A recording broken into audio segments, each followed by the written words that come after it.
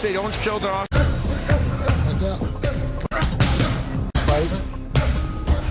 Hopefully at the end of the year you can fight Jarrett Hurd, and then that would basically put a stamp on who's the best.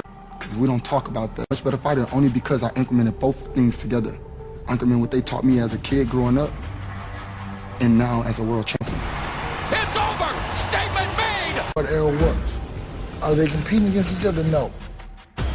But at the same time, they are inspired by one another. Austin Trout says he's fighting for respect tonight, and he believes Charlo's overlooking him. He told me the key to winning this fight will be taking away Charlo's right hand, and boxing doesn't want to get into a slugfest with Charlo. Trout is confident now that he's back training with Barry Hunter, and that he's older. Trout says a victory tonight will be biblical, because he says just like Daniel, he will come out of the lion's den unscathed and emerge a world champion. Take a look at this. Year-old Jermell Charlo, one of the rounds. His record's the defending world champion, fighting out of the blue corner. Fight hard, fight clean. Good luck. Cured his champ John Jackson, and then is with a perfectly placed right uppercut. And trying to see what Charlo gives him. You see Charlo. 1 minute older Jermell now. La La Land, the Bluebirds are out early as Charlo goes on the attack. And Charlo whipping, defending 154-pound his welterweight title in his hometown of Dallas. Mandatory challenger Carlos as annoyed at the jab as I won't mind if they boo some more. It'd be a slugfest. This is one of the disadvantages. Oh, good shot. Charlo that he's adopted. Eviscerating. Oh, I like that last one. Fans in attendance for night featherweight. Boxing appropriately, and the thing about Charlo, he's got to make sure he's creating this. We just need to be Hurd because imposing for 154. The fact that he faded down this here against Charlo. And I'll tell you what, when you get Charlo not at the time, take advantage and punch a little harder. Charlo marching down and knocked Trout down with that left hand when he slipped. Positive stance. He's dangerous. Charlo wants to reset his and beautiful cut. Neither of them were definitive in the sense that Austin Trout looked really hurt badly. Nice right hand. There would be another left hand, a left hook that kind of just glances. And mostly he was off balance, but though a big left hook, there was, as Morrow pointed out, some balance, but that was a very nice right hand by Charlo, and it was mostly balanced, but appropriately called a knockdown. Yeah, there's a hook right here. I think this is what started it out, and then he feels it here, and then he's reeling after this. He's still trying to escape. And his legs got kind of tangled up, and then Charlo, which is very effective against lefty, uses the jab as kind of a rangefinder. Doesn't quite get there with that right hand, but then, It's not his style. No.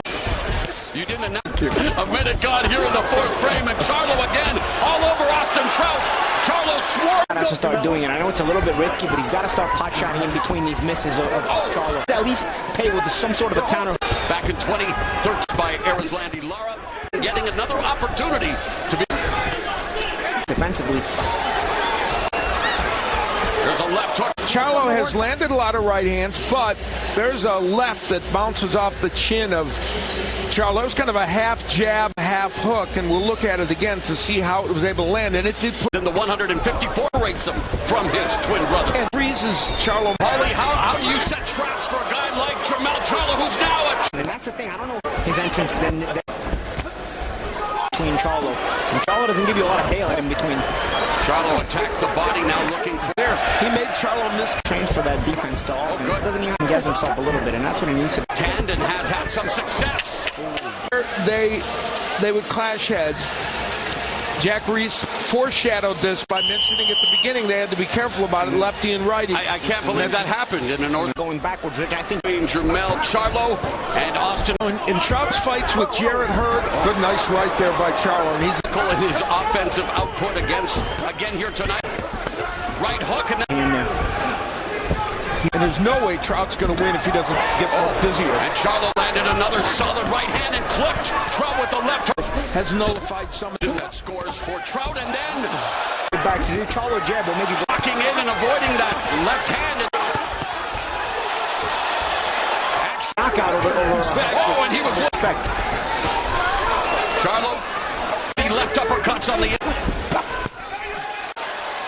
from Charlo off balance. There's a right hook to the back of the head, and then here will come shortly after that was actually a push. It's interesting, more so than even a punch, and clearly that was totally a matter of balance for Jermell Charlo. Is round number 7, the second half of Bernstein, Paul and Malignaggi, alongside the former voice of Showtime Championship Boxing, Steve Albert, as Trout and Charlo now. That's the right hook. He has to take chance. Ahead. I've given Trout a couple of rounds, Mo, but Trout landing his shot. Going to draw something out of Trout Fight and giving Charlo more. Right uppercut on the end. Trout went down in round 3. I don't know whether Trout is balanced, which better position. Trout benevolent with that jab. And round he did, throwing some uppercuts with both hands, working the body, and there's that hook, which I have said is available to him if he would throw that punch, and he landed it. And later on in the round, again, we'll see the uppercut from Austin Trout, this time with the right hand. It didn't land perfectly, but it got in there a little bit, and there's another.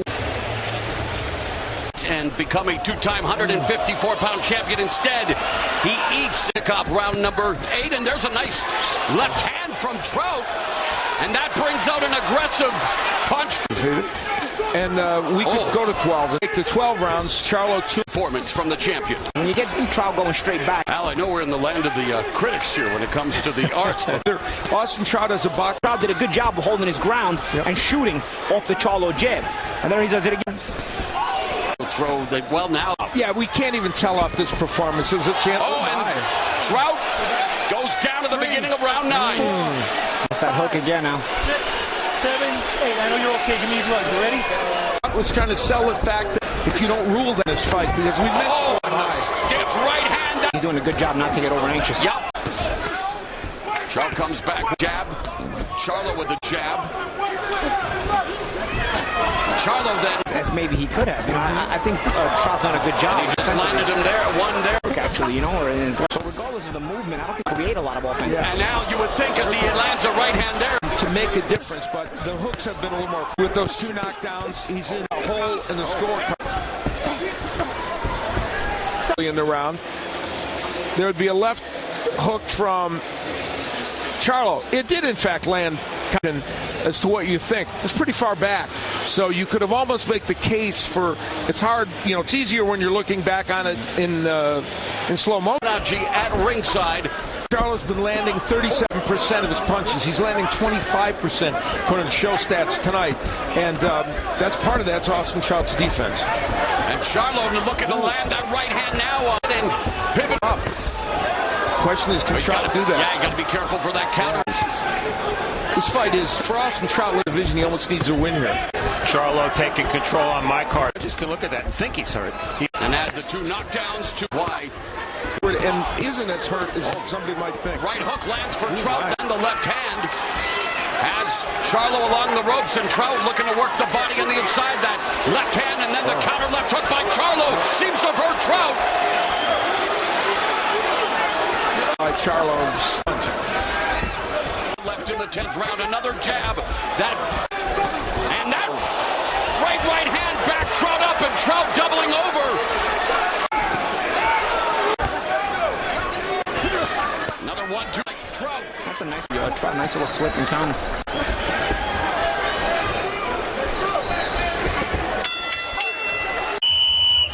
Using the jab to set up yet another right hand. And that prompted Barry Hunter to tell him in between rounds. It's again, just stop once. Al showed that, yes, the punch. Reason why Jack led into the final round. Jermell Charlo, but Charlo is the current champ. Yeah, again, a difficult guy to always look great against. The evasive Trout.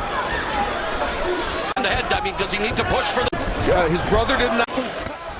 Some more punches than Trout. That's... Put a stop to this latest title defense. Double jab, right uppercut by Charlo. There's some hurt against Jermell Charlo from Trout. That was Steve Farland, and he's doing a little bit of it here. Yeah, damage, but more so kept Charlo thinking against him. And he's been at the elite level, Alf. Yeah. Charlo's defensive posture is a bit more. Tonight, a lot of times we've seen him just kind of lunge or finesse. Well, he tries to explode in, but sometimes that first step has been too sometimes faint. The 12th. Trout misses with the right upper. Featherweight contest coming up in our main event. A candidate for the 2005 chagrin of the crowd at Staples. 107 punches. And still the undefeated WBC Super Welterweight Champion of the World. I think Austin Trout